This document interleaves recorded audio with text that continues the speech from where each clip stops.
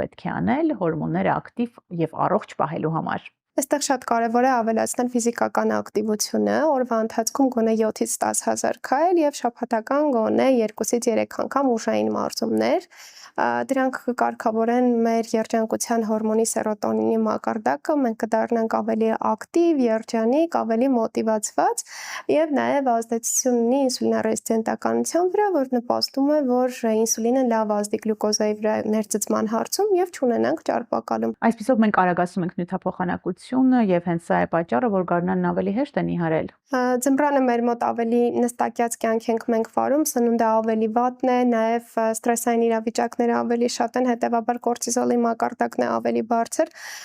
որը որ չի թողնում մենք արագ նիհարենք եւ նաեւ այդ կորտիզոլային որովայնի մասին է խոսքը գնում ճարպակալման, դրա համար ենք գարնան երբ որ դուրս ենք գալիս, արդեն շատերի մոտ նկատում ենք այդ որովայնի հատվածը կամ քաշի ավելացումը։ Այո, իսկ գարունը օգնում է մեզ ավելի արագացնելով նյութափոխանակությունը, այո, ավելի արագ նիհարել, այս դեպքում նաև նկատվող քաշի կանգը ձմռանը կարող է չլինել պարզապես ավելի հեշտորեն ազատվեք ավելորդ կիլոգրամներից,